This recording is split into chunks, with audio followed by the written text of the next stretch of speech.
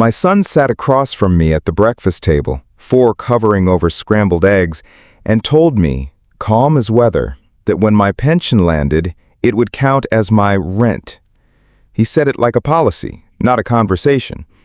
The toast popped up behind him, the twins argued quietly over blueberries, and I felt that tiny click inside my chest, the one that says, a line has been crossed you can't uncross. I didn't shout. I didn't even swallow. I just watched the steam curl off my coffee and wondered when my child started speaking to me like a landlord. Before we continue, please subscribe to the channel and let us know where you're listening in the comment section. If you've ever gone through something like this, drop a comment. I'm listening. Okay, deep breath. Let me tell you everything. The kitchen in my son's house on Maple Avenue always smelled like laundry soap and cinnamon because Lila kept a candle going near the sink. That morning the candle was called Autumn Porch, and for the life of me it couldn't cover the sour note of worry that had been building between us for months. I'd moved in after my knees gave out and winter hit hard. The plan was simple. I'd stay a while, help with school pickups for Ava and Noah, and they'd help me until my federal benefits office paperwork cleared. We'd even taped the application receipt to the side of the fridge with a magnet shaped like a tiny lighthouse. I looked at that magnet a lot, like a promise that a calm shore was coming. Brandon tapped the table with the handle of his fork, a soft little metronome. He said, "Dad, we talked about this," but we hadn't. We'd talked around it. We talked about groceries and gas, my doctor co-pays, and the way the heating bill jumped in January. But we hadn't talked about my pension becoming a rent payment. I'm not proud of how still I went, how small. In that moment, I felt like a guest who'd overstayed, not a father who'd built ramps on this very porch when those babies came home in matching knit caps. Lila glanced at me over her mug, eyes apologizing for words she didn't say. She had a way of softening the corners in a room, but she didn't stop him. Nobody did. Ava and Noah hushed and waited. Even the dog, Moose, parked himself by the back door like he knew a command was coming. "Brandon," I said, my voice scratchy, "we're family." Blank stare. Rent echoed in my head, knocking into every memory. Little League games, Halloween costumes, the night he cried over a failed math test and I laid awake figuring out how to help. Now here we are, two grown men and a word that didn't belong at our table. He laid it out like a spreadsheet. "Market rate for a room in Lakeview is $1,100, he said. "You've got the downstairs bedroom, you eat here, you use utilities. When your pension hits, you'll contribute. It's fair." Fair. I looked at my chipped blue mug and thought about the word until it lost its shape. Since when did family add each other up like bills? What kind of son turns into a landlord overnight? I don't want you to think I'm naive. I know bills aren't fairy tales and roofs aren't free. I had already been giving them cash from my savings, buying groceries, paying for my medicines myself, keeping as light a footprint as an old man can. I'd left notes on the counter with totals and little hearts for the kids because I wanted them to see love and responsibility in the same place. But this wasn't that. This was a boundary dressed up as budgeting. Lila cleared her throat. "We're just trying to be organized," she said, small and careful. "It's been months." She wasn't wrong about time. Waiting for benefits is like watching paint dry through a locked window. You can smell it, you just can't touch it yet. The letter from the Midtown Federal Benefits Center had come 2 weeks before, stamped and stiff, telling me my first deposit would arrive on or about the third Wednesday. We'd circled that date on the calendar with a dull red pencil. I'd even set the envelope from the government on my dresser like a tiny shrine to relief. Brandon tapped the table with the handle of his fork, a soft little metronome. He said, "Dad, we talked about this, but we hadn't. We talked around it. We talked about groceries and gas, my doctor co-pays, and the way the heating bill jumped in January. But we hadn't talked about my pension becoming a rent payment." I'm not proud of how still I went, how small. In that moment, I felt like a guest who'd overstayed, not a father who'd built ramps on this very porch when those babies came home in matching knit caps. Lila glanced at me over her mug, eyes apologizing for words she didn't say. She had a way of softening the corners in a room, but she didn't stop him. Nobody did. Ava and Noah hushed and waited. Even the dog, Moose, parked himself by the back door like he knew a command was coming. "Brandon," I said, my voice scratchy, "we're family." Blank stare. Rent echoed in my head, knocking into every memory. Little League games, Halloween costumes, the night he cried over a failed math test and I laid awake figuring out how to help. Now here we are, two grown men and a word that didn't belong at our table. He laid it out like a spreadsheet. "Market rate for a room in Lakeview is $1,100, he said. "You've got the downstairs bedroom, you eat here, you use utilities. When your pension hits, you'll contribute. It's fair." Fair. I looked at my chipped blue mug and thought about the word until it lost its shape. Since when did family add each other up like bills? What kind of son turns into a landlord overnight? I don't want you to think I'm naive. I know bills aren't fairy tales and roofs aren't free. I had already been giving them cash from my savings, buying groceries, paying for my medicines myself, keeping as light a footprint as an old man can. I'd left notes on the counter with totals and little hearts for the kids because I wanted them to see love and responsibility in the same place. But this wasn't that. This was a boundary dressed up as budgeting. Lila cleared her throat. "We're just trying to be organized," she said, small and careful. "It's been months." She wasn't wrong about time. Waiting for benefits is like watching paint dry through a locked window. You can smell it, you just can't touch it yet. The letter from the Midtown Federal Benefits Center had come 2 weeks before, stamped and stiff, telling me my first deposit would arrive on or about the 3rd Wednesday. We'd circled that date on the calendar with a dull red pencil. I'd even set the envelope from the government on my dresser like a tiny shrine to relief. I reread it even though I knew every line, on or about. I set it back down and watched dust in a shaft of light turn slow circles like it had all the time in the world. I thought about the day I had moved in. Brandon carried my toolbox like it weighed nothing and tossed it into the hall closet. He said, "Keep it, Dad. Never knowing we'll need it." 2 months later, I'd rebuilt their wobbly porch step and fixed a sink that wouldn't drain and assembled a chest of drawers from a box of wooden questions. I did it because I love using my hands. I did it because family. But that morning in the kitchen, love felt like a bill coming due with interest. When I returned to the table, Brandon had written a number on the back of a napkin. He slid it to me like a formal offer. Lila wouldn't meet my eyes. The twins had disappeared into the living room. I folded the napkin in half, then into quarters, then in half again. I said, "We'll figure it out," because sometimes you say the soft thing to keep a house from shaking apart. But inside, another plan started writing itself in block letters. If my pension was going to be a leash, I'd learn how to hold the scissors. We cleared plates, the candle burned low. Outside, the Maple Avenue sycamores were bare as bones against a white sky. I put my mug in the sink and turned the tap as quietly as I could. "I'm going to the bank later," I said, as neutral as a weatherman. Brandon said, "Good," like he'd just scheduled a pickup. I dried my hands on a dish towel patterned with lemons and tucked the folded napkin into my pocket. It felt like carrying a stone. I wish I could tell you I handled it with perfect grace from that moment onward. I didn't. I went for a walk around the block and muttered to the wind. I nearly called an old friend Walter just to hear a voice that knew me before I was a line item. Instead, I stood outside the Harbor Road main post office and watched people come and go, balancing boxes on hips, tucking letters into coats, and I thought about how every envelope holds a version of your life. The trick is making sure someone else doesn't address it for you. When I got home, the dog met me like nothing had happened. Moose is the best kind of liar. He always believes you'll choose the right thing next.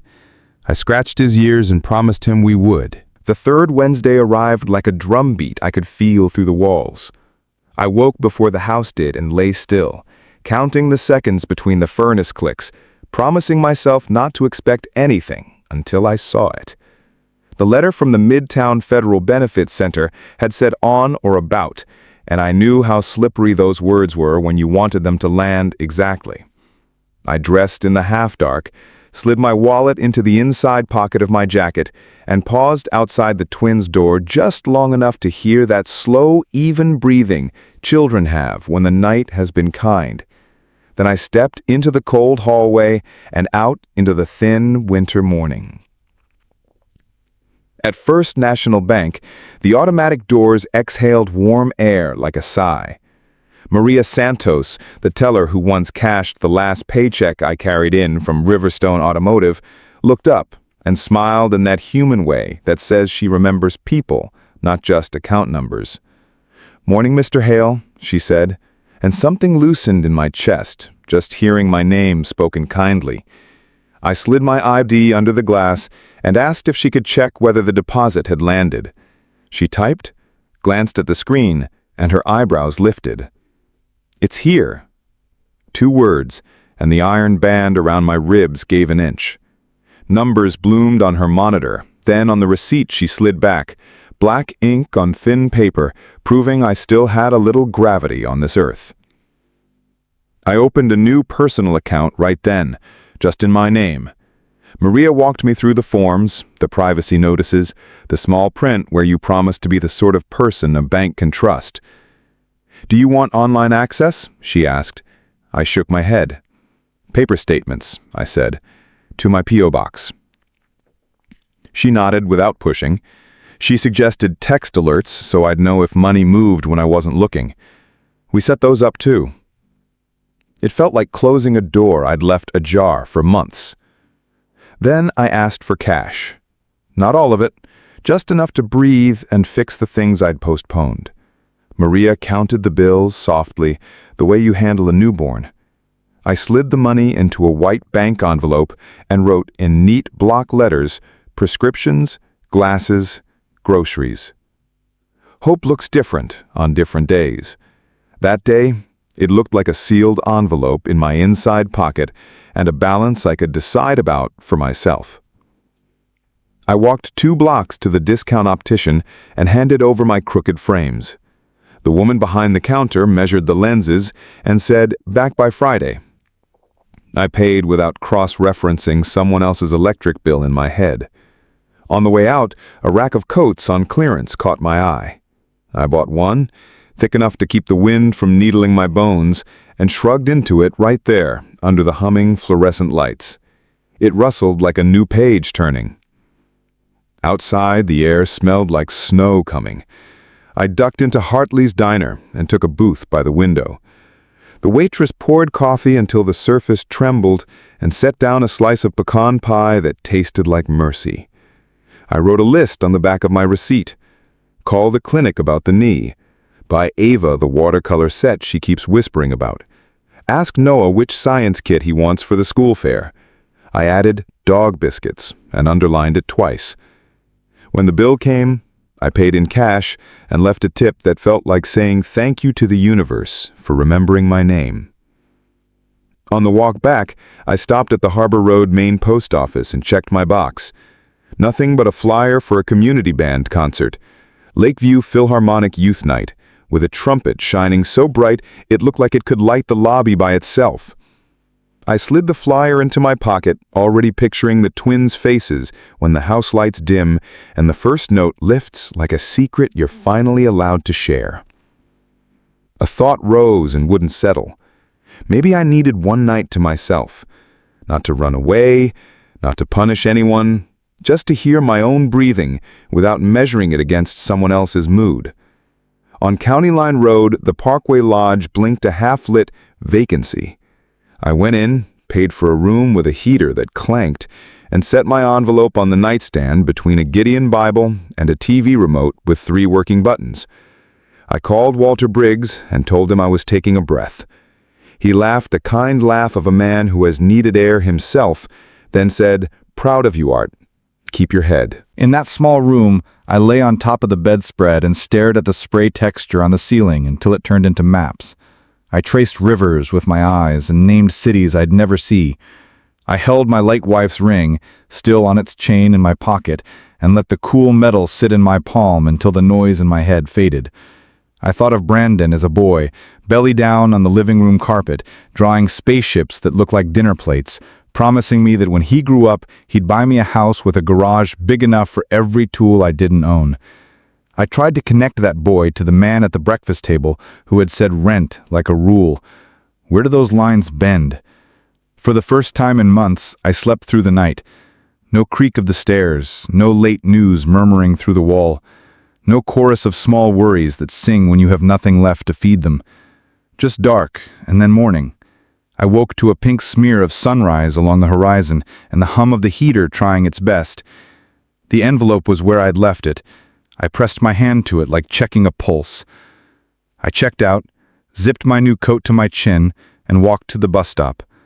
On the ride back to Maple Avenue, a boy about Noah's age showed his grandmother a magic trick with a coin. She laughed even though she had clearly seen where he hid it. Love is sometimes pretending you don't. I held the handrail and let the bus rock me into a thought I'd been avoiding. What would I say when I walked in? How do you come home with proof you can stand on your own and also ask to be treated like family? The house smelled like toast when I opened the door.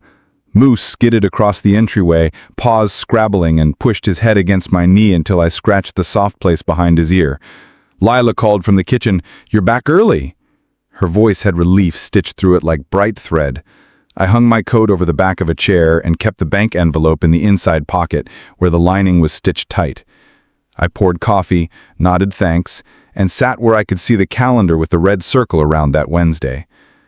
Brandon wasn't home. He'd left early for a job site out by the new Ridgeview condos. I watched the minute hand make its patient loop and tried not to measure my piece in inches. I paid the water bill online for them with my card and left the receipt on the counter, my quiet way of saying, I'm contributing. I tucked $40 into the ceramic cookie jar shaped like a smiling bear for pizza night. The house was quiet in that rare good way where kindness can echo instead of demands. Lila glanced at my coat draped over the chair, then back to her mug. "Arthur," she said, careful as a person crossing ice. "Did it come?" I met her eyes. "It did," I said, and I let myself smile, not wide, but honest. "I'm getting my prescriptions filled today, and the glasses by Friday." She nodded, relieved and worried at the same time. "That's good," she said. "You deserve some relief." In the afternoon, I walked to the pharmacy and handed over the prescription slips like small white flags. "We can have these ready after 4, the pharmacist said. "I'll be back," I told him. I bought Moose his biscuits, a watercolor set with 12 pans that shone like coins, and a science kit with magnets and wires promising a lemon-powered clock. I carried the bag home like contraband joy. That night, after spaghetti and a movie with the kids, I sat on the edge of my bed and counted the remaining cash. Not because I didn't trust it, but because I wanted to hear the sound of my own decision. Paper, soft and crisp, like a book turning to a page I chose. I slid the envelope back into my coat's inside pocket and hung the coat on the chair by the door where I could reach it if the night turned mean. For one clean night, I felt light. I brushed my teeth, turned off the lamp, and let myself believe we might have rounded a corner without breaking the car. I slept with my ring chain looped around my fingers and Moose breathing on the other side of the door. In the dark, a question drifted up and rested beside me. How long can a small piece of freedom hold inside a house that has started to keep score? By noon, the house had that humming quiet that makes you hear every small thing. The tick of the wall clock, the refrigerator's throat clearing, Moose's nails as he turned a circle and flopped down by the heat vent. I'd picked up my prescriptions, set the little white bags in a row like surrendered ships, and hung my new coat over the back of the chair the way I always did. When I reached into the inside pocket to put away the pharmacy receipts, my fingers closed on lining, not paper, not the white bank envelope. Empty. I checked again, slower as if careful hands could conjure something careless hands had lost. Lining. My stomach went to my knees. I stood up too fast and the room fuzzed around the edges. "Lila?" I called, trying to make my voice casual. "Have you seen an envelope in my coat?" She came in, wiping her hands on a dish towel with lemons on it, the same one I'd used the morning of the rent talk. She looked at the coat, at me, and then away. "Brandon came home for lunch," she said, barely above a whisper. "He said he was going to straighten things out before there was confusion." Her mouth pressed into a line like she was holding words back with her teeth. I didn't shout. I picked up the coat, turned the pocket inside out, smoothed the lining like it could apologize, then I hung it back up as if I trusted it again. I walked to the fridge, slow enough for my heart to catch up, and there it was, the envelope, clipped under the lighthouse magnet, a ballpoint label on the front in Brandon's tidy print, rent. He'd even underlined it. The back door opened. Brandon walked in with sawdust on his sleeves and a grin that would have looked boyish to anyone who didn't know better. He tapped the envelope with one finger like a teacher. I didn't want any hard feelings later, so I went ahead and collected. That way we're square from the start. I peeled the magnet bound and held the envelope flat on my palm.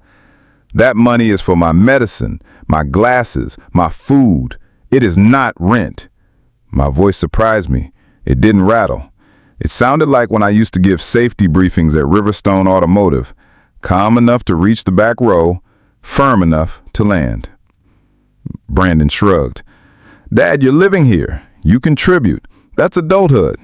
He smiled again. That smile is a thing he does when he's winning an argument in his head. He doesn't mean it cruelly. He just doesn't believe in losing.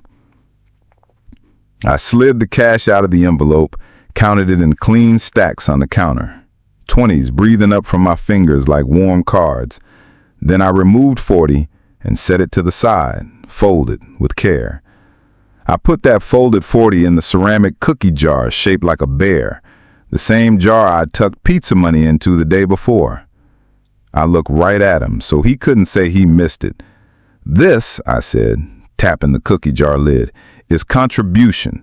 That," I lifted the empty envelope, "is theft." Something sharp flickered across his face. "Don't use words like that. We're family." He said family like a net he could throw over whatever he wanted. I walked down the hall to my room. I opened the small cedar box on my dresser and took out a thin folder, the property tax receipt, the homeowner's insurance statement, the paid invoice for the new roof I'd put on last spring when storms chewed the shingles like jerky.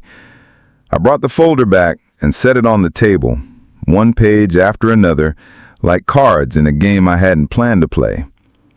I call this your house sometimes because I wanted you to feel at home. But the deed says Arthur Hale. I pay the taxes. I've always paid them.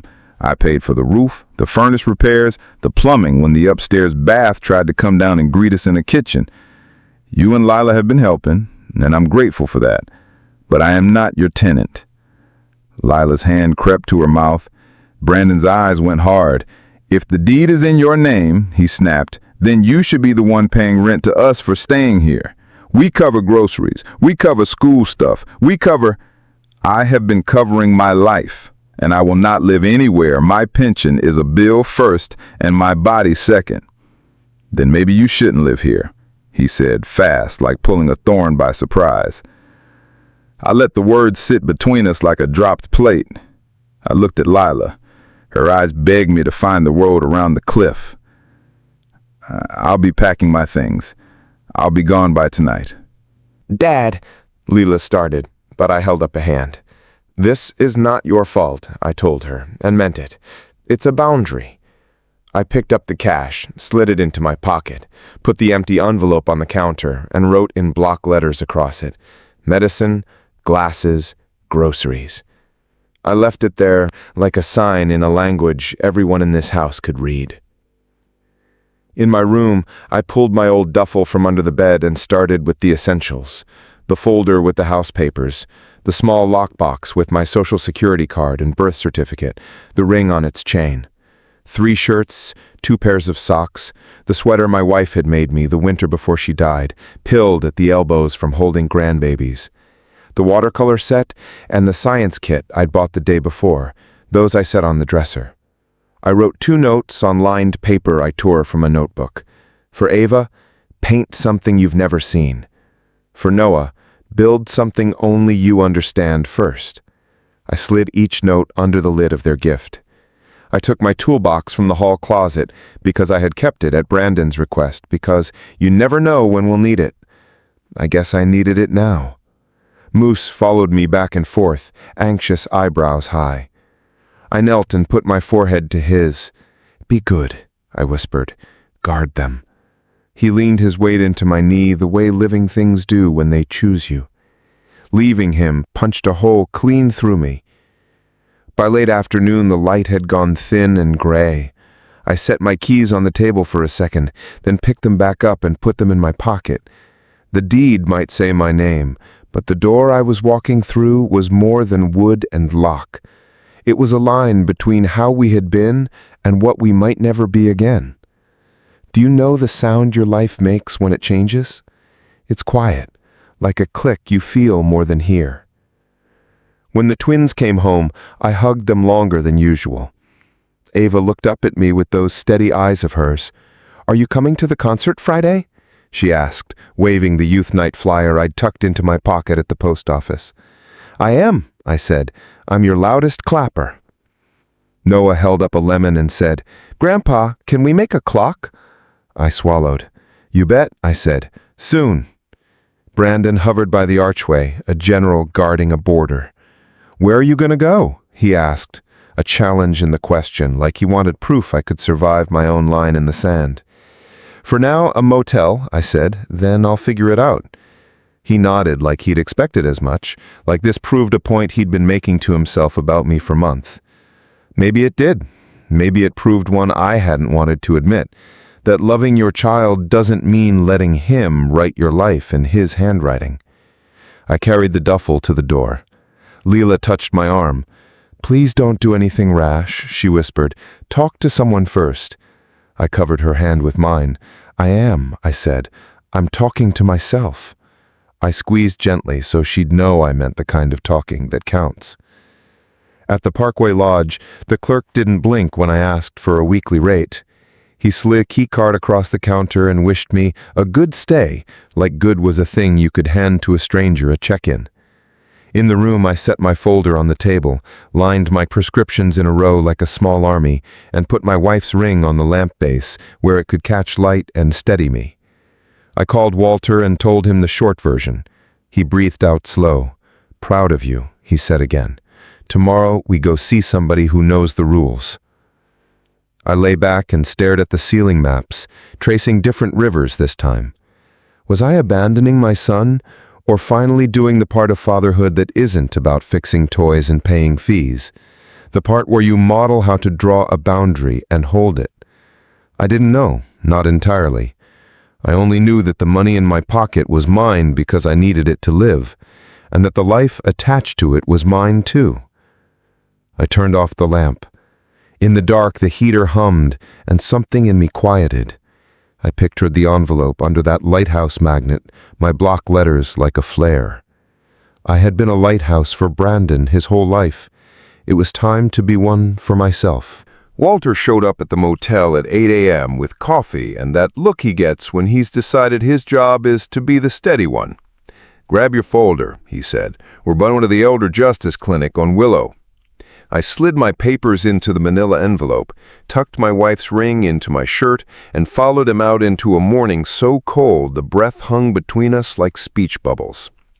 The clinic sat in a squat brick building between a laundromat and a tax prep place, the kind of storefront you might walk past 100 times without noticing until you needed exactly what it offered.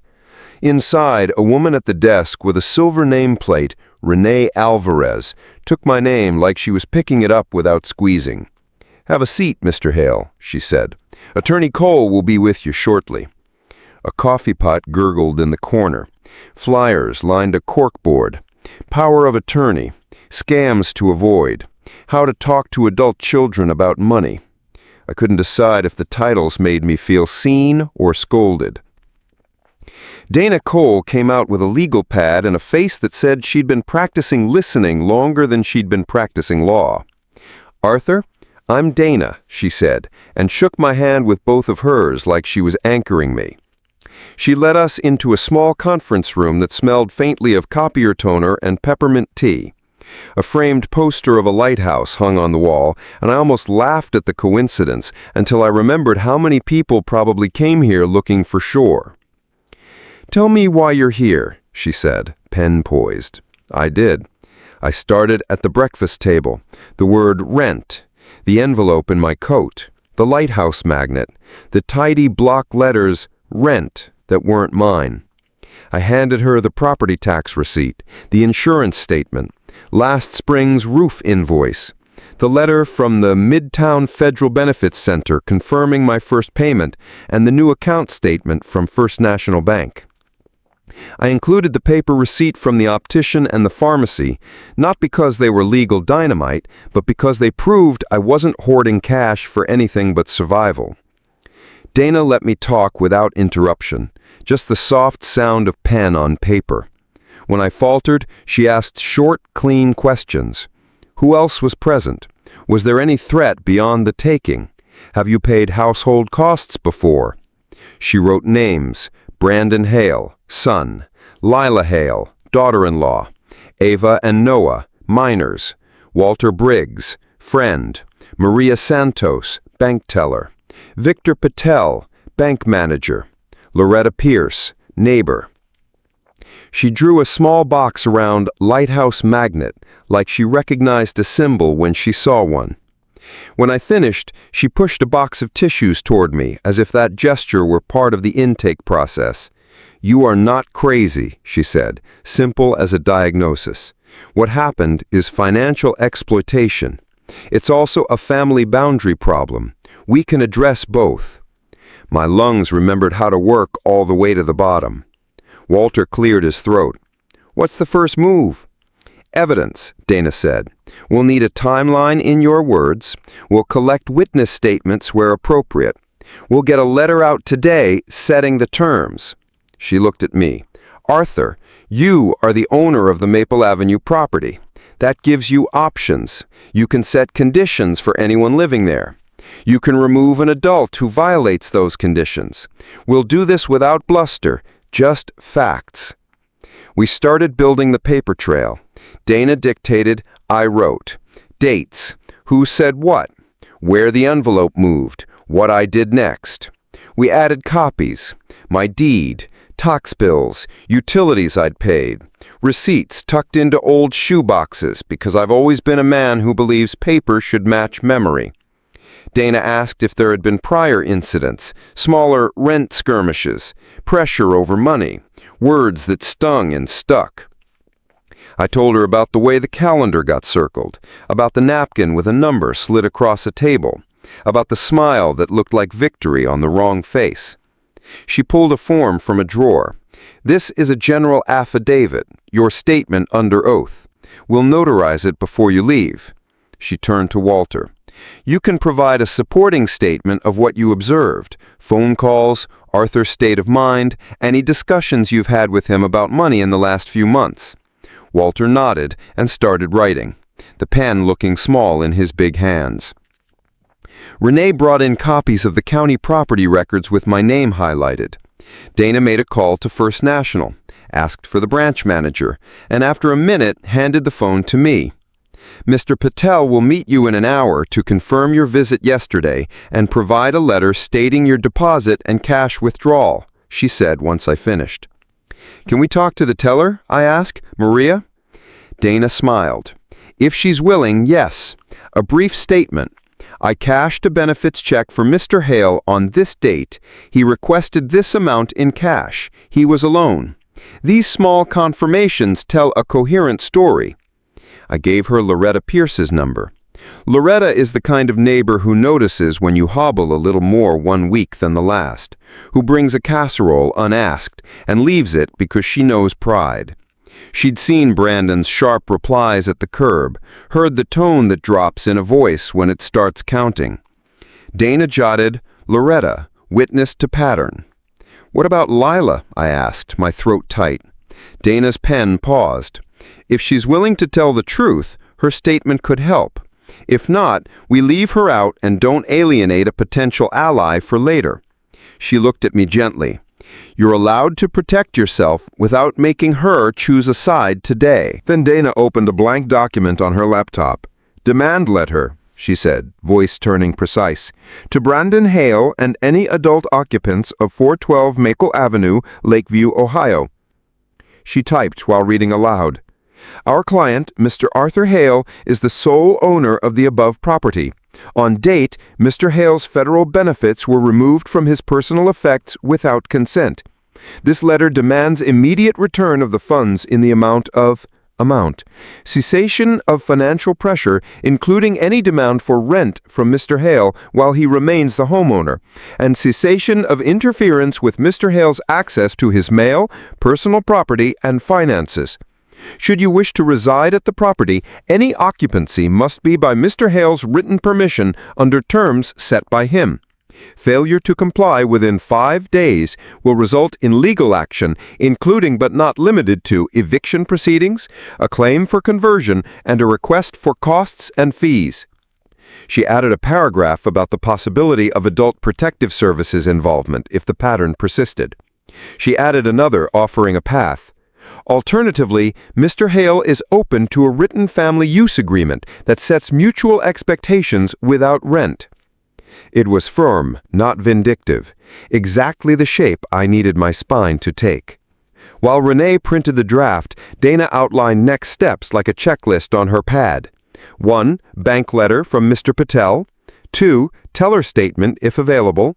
3. Neighbor statement. 4. Your notarized affidavit. 5. Send demand letter by certified mail and email. 6. Optional, change locks if you feel unsafe, but because you left voluntarily last night, we'll handle this carefully. 7. If no resolution, file for eviction and a temporary order preventing interference with your finances. She paused. "You'll also need a mailing address that isn't Maple Avenue." I handed her my Harbor Road P.O. Box key stub. "Good," she said. "We'll use that." At the bank, Victor Patel wore a tie knotted like a promise.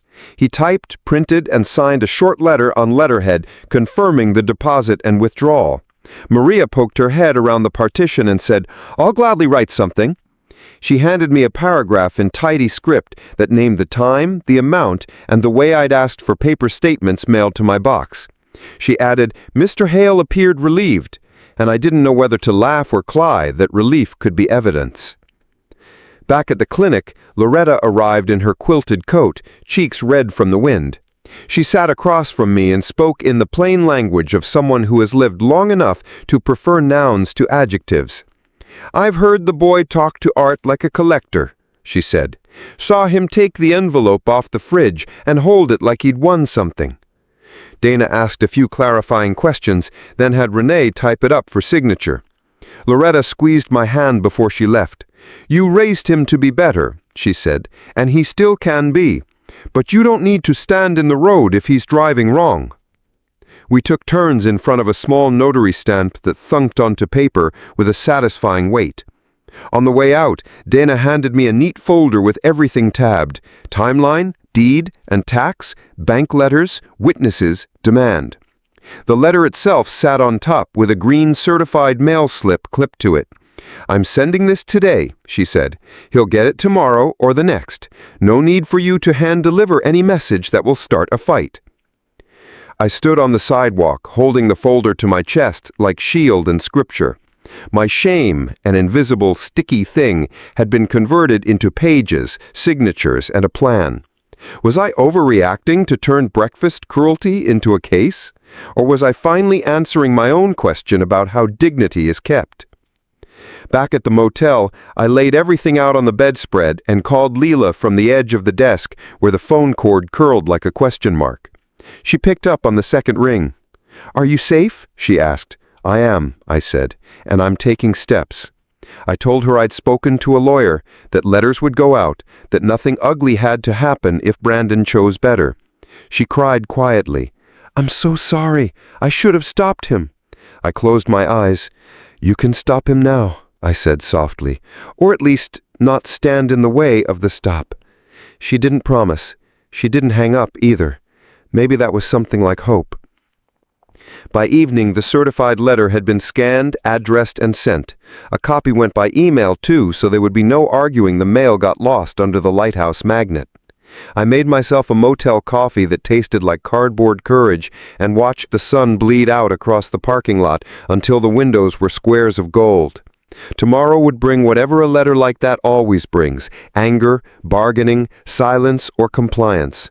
For the first time in weeks, I felt ready for any of them.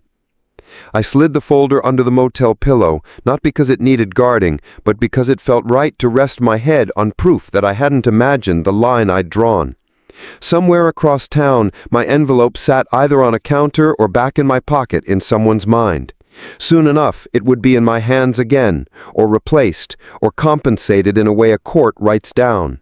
Tonight it was enough to know that I had named what happened and put that name on paper. What does it take to turn a life moment into a case?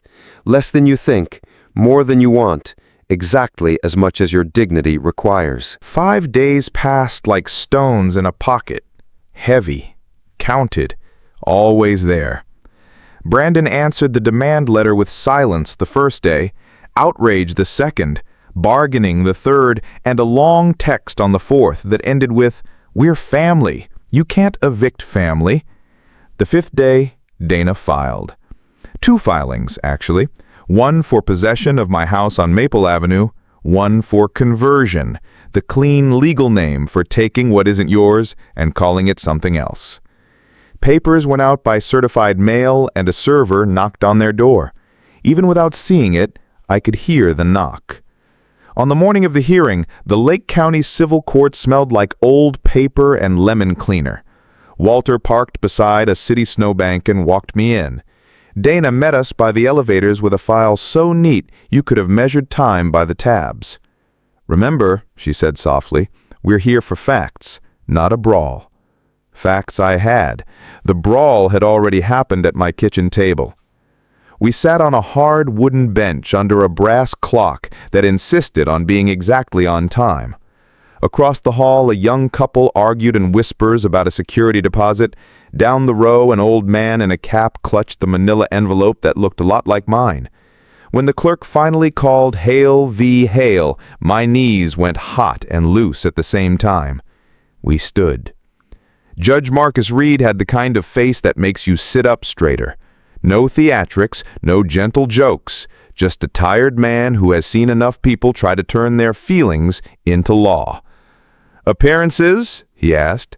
Dana introduced herself and me. A man I didn't recognize rose from the other table. Peter Kwan, counsel for Brandon. My son wasn't there. The empty chair beside Kwan glared at me like an accusation and a relief. Dana went first. She didn't make a speech, she laid a runway.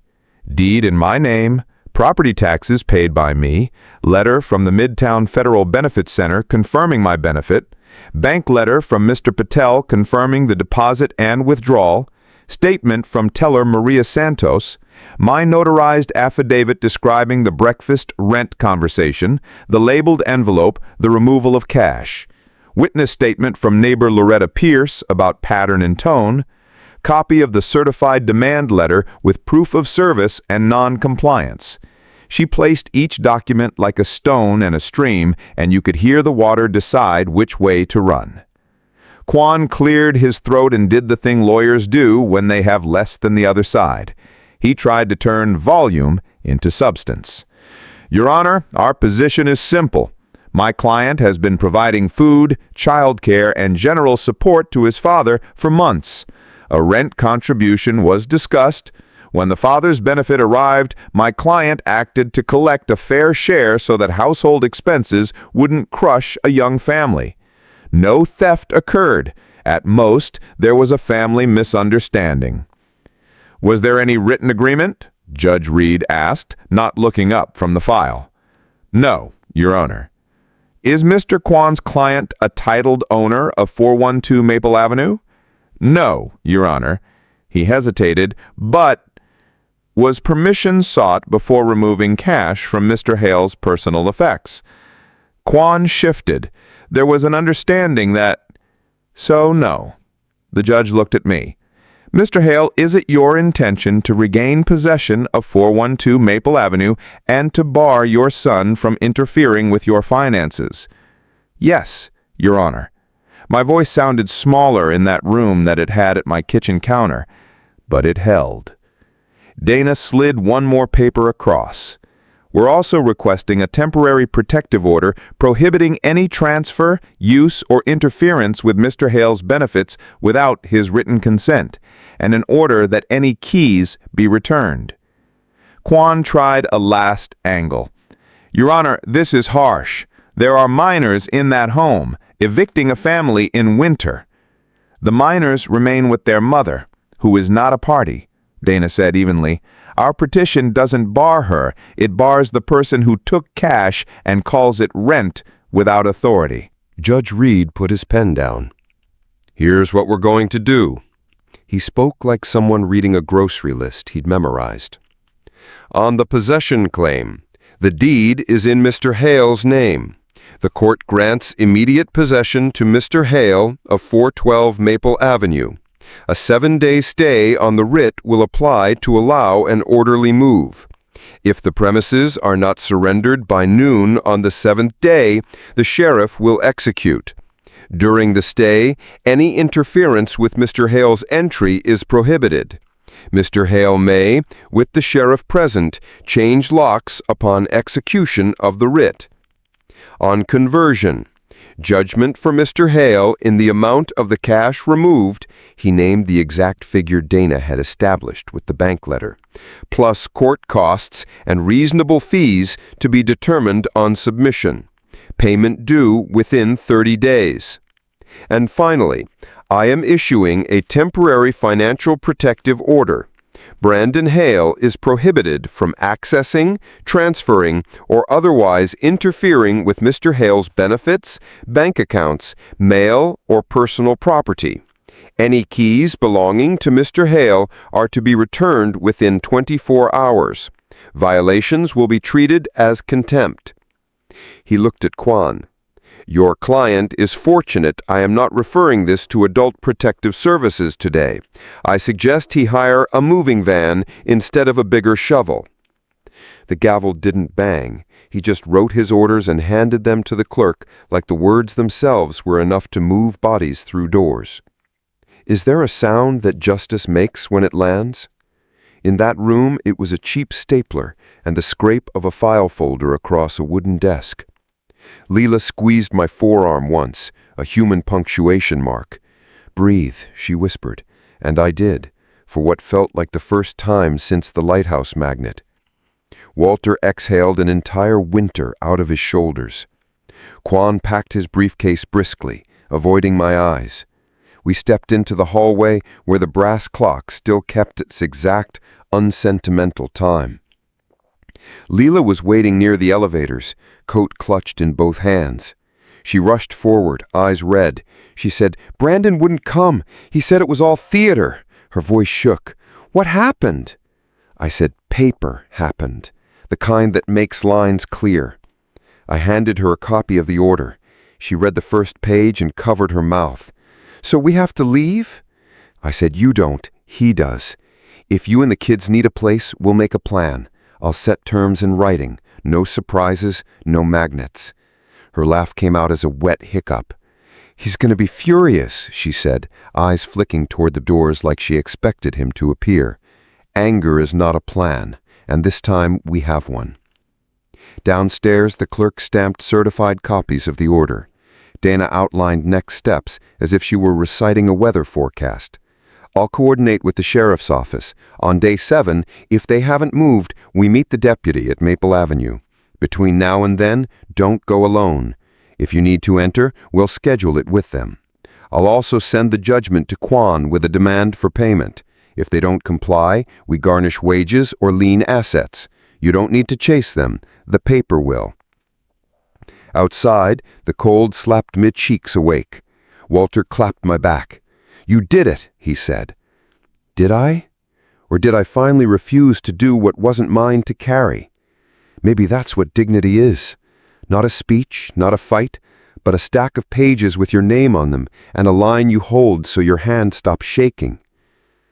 That afternoon, while the coffee at the Parkway Lodge cooled untouched, I made a list titled, "After the Order." Call locksmith. Schedule with sheriff. Set terms for Leela and the kids if they choose to stay. Buy lemon for Noah's clock. Find Ava a seat near the aisle for the concert. Pick up glasses Friday. I wrote in block letters so my future couldn't mistake my handwriting. Brandon finally called after sundown. His voice was low, controlled, the kind of steady that comes from clenching your jaw. "You didn't have to humiliate me," he said. "You could have worked it out." I closed my eyes and let the motel fridge hum fill the silence between us. "I tried to," I said. "At the table, you wrote rent on my life." He scoffed. "You think a piece of paper makes you right?" I looked at the order on the bed, the words like rails a train could run on. "No," I said quietly, "but it keeps us from crashing." When I hung up, I sat on the edge of the bed and pressed my thumb into the place where my wife's ring rested under my shirt. What do you call justice when it arrives wearing paperwork and plain words? Today, I called it mercy with rules. And for the first time in too long, I could picture walking back through my own front door without shrinking. Day 7 dawned pale and exact. I met the deputy and the locksmith on Maple Avenue at 8 a.m., the air thin enough to ring. The deputy, broad-shouldered, quiet, read the order once more, as if to remind the morning who was in charge. The locksmith, a wiry man named Allen with a canvas bag of serious tools, tipped his cap. "Won't take long," he said. "2 deadbolts and the back door knob." Lila opened the door before we knocked. Her eyes looked like she hadn't asked them for sleep in a week. Boxes were stacked in the hallway, like short, square decisions. "The kids are at my sister's," she said. "Moose too. Less chaos." I nodded. The house felt bigger without the dog's hopeful orbit. Brandon was in the living room, arms crossed, jaw set. He didn't speak to the deputy, didn't look at me. Allen moved past him toward the first lock, metal clicking metal in a kind of music I wanted to memorize. The deputy stood at ease with one hand near his belt, not threatening, just present. "Keys," the deputy said, crisp. Brandon tossed a ring onto the hall table. It landed with a clatter that sounded angrier than it had to. I picked them up and set them next to the framed school picture of Ava with paint on her cheek and Noah grinning too hard. I didn't want my hands to remember the weight of those keys any longer than they had to. We did an inventory, room by room, the deputy following with a clipboard. It was boring on purpose. Open, look, list. The boring is what keeps the storm from getting ideas. I found the lighthouse magnet still on the fridge, holding up an overdue school lunch flyer and a grocery list in Lila's looping hand. Milk, bread, lemons, dog biscuits. I slipped the magnet into my pocket. It had done its time at the crime scene. It could rest somewhere less loaded. Allen handed me 2 small envelopes of new keys with tidy labels, front, back. They clicked into my palm light as coins. "All set," he said. "These are good locks." The deputy had me sign a form confirming possession. I wrote my name in steady block letters the way I had on every necessary page since the morning with the napkin. Brandon hovered in the doorway like a storm that hadn't decided which county to punish. "You know this isn't over," he said. He meant it as a threat.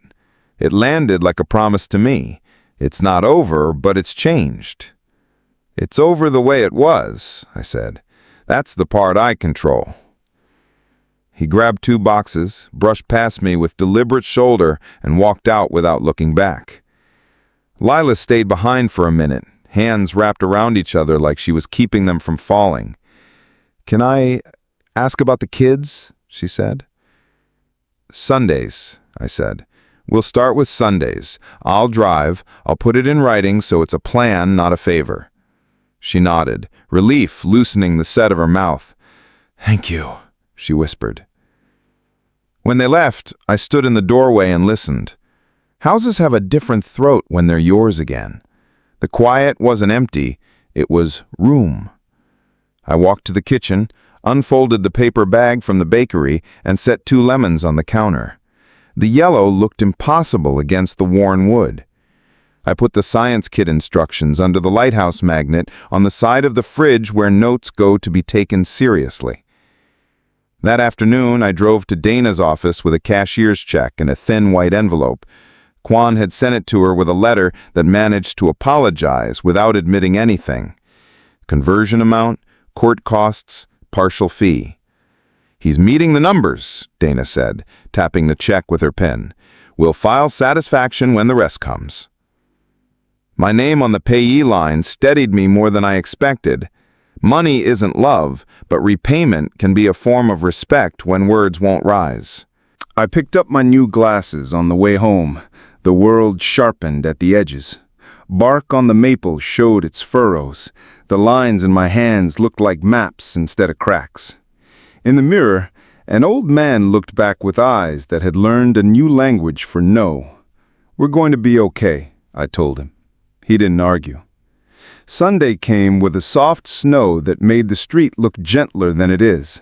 I brewed cocoa on the stove and set 3 mugs on the counter, whipped cream a small mountain on each. When Leela's minivan pulled up, Moose was the first through the door, nails skittering on the tile, head butting my knee with relief that felt like blessing. Ava followed with her violin case and a smile that started at one corner like the sun peeking. Noah barreled in holding the lemon, and all caps grin. "Grandpa, let's build time." We built the clock on the kitchen table with solemn ceremony, copper strips and zinc nails biting into citrus, wires bridging from sour to spark. When the little LCD blinked 12, Noah cheered like a stadium. "It's alive!" he yelled. I laughed so hard my chest ached. Ava tuned her violin in the living room and played the first measure of something so sweet the air felt edible. Lila leaned in the doorway and watched her family exist without a ledger. "House rules," I said when we drained the cocoa and Moose had settled with one paw on my shoe. 2 pages. I held up the printed sheet I'd written the night before. Simple, clear. No rent from family.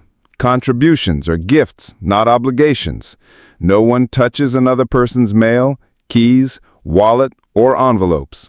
If a problem is about money, we write it down and solve it on paper with dates and signatures. If it's about respect, we use our mouths and look each other in the eye. No surprises. If we need help, we ask before we act. I set the paper on the counter and clipped it under the lighthouse magnet, as if to replace one label with another. "You don't have to sign now," I told Lila. "Take it home. Read it. Ask me questions. We'll add what you need to feel safe." She ran her finger down the page like a person reading Braille, then looked up. "This helps," she said. "Thank you." That Friday we went to youth night at the Lakeview Philharmonic, Ava's hair braided with a ribbon that matched her dress. I sat on the aisle like I'd planned and clapped first like I'd promised.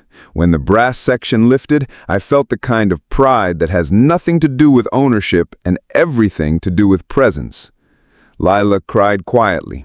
I passed her a folded tissue without words. We were a family laid out differently on the page. Still a family. Brandon texted a few days later. "Kids seemed happy. I can do alternate Sundays." No apology. No acknowledgement, just logistics. Sometimes that's all you get at the start, and maybe it's enough. I wrote back, alternate Sundays, pickups at 2, Drop-offs at 7. Cocoa is a standing invitation. I reread the thread and asked myself the question I'd been circling for weeks. How do you love a son you can't trust yet? With distance, with schedules, with doors that lock and open by choice. I signed up for a beginner photography class at the community center. Friday mornings, 10 o'clock, a room with soft light and people older than their stories. I bought a second-hand camera that clicked like a metronome and shot the twins' hands building small machines out of lemons and hope. I framed the picture in the hallway by the new front lock to remind me of the day time started behaving again in my house. On the first quiet evening alone, I set the ring on its chain on the windowsill and watched it catch the last slant of sun. I laid the folder of orders and receipts and letters in the bottom desk drawer, the one that doesn't stick, and closed it with my palm. Paper had done its job. Now it could rest while I did mine. Forgiveness, I'm learning, isn't a single bridge. It's a series of stepping stones you test with your weight and pull back from when they wobble. If we ever get to the other side, it will be because both of us chose not to drown in the middle. Until then, I'll live in my house, hold my keys, keep my own accounts, and say yes to cocoa and concerts. It's enough. For now, it's better than enough. The house is quiet tonight in a way that doesn't accuse me. I can hear the clock Noah and I built ticking softly on the shelf. Its tiny screen counting seconds stolen from a lemon and given shape by wire and patience. That feels right. Time reclaimed, repurposed, useful again. I move slower than I used to, and some days the stairs ask hard questions, but I'm learning to answer them with small, consistent truths. The door locks click at night because I chose the keys. The mail slides through the slot and lands in my hands. The bank sends a buzz to my pocket and I read it without dread. Dignity is practical like that. It lives in routines and paperwork and the courage to say, not anymore.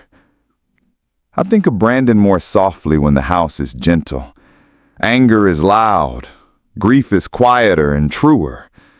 A son isn't a single moment, good or bad. He's a roll of film, some frames overexposed, others surprising you with the tenderness you forgot the lens could catch. Maybe one day we'll put new frames on the wall. Maybe we won't. For now we have alternate Sundays and cocoa and a promise that money won't be the language we use to name each other. I'm not teaching lessons anymore. I'm making examples. To the kids, to myself, to anyone who has sat at a table and watched the word like rent swallow a family whole. There is a way back to shore. It's not grand, it's not dramatic. It's a path of farms and conversations, of choosing to be present where you can and firm where you must. I'm not a lighthouse for anyone tonight. I'm a porch light turned on at a reasonable hour, welcoming, ordinary, steady. And for the first time in a long time, that is enough.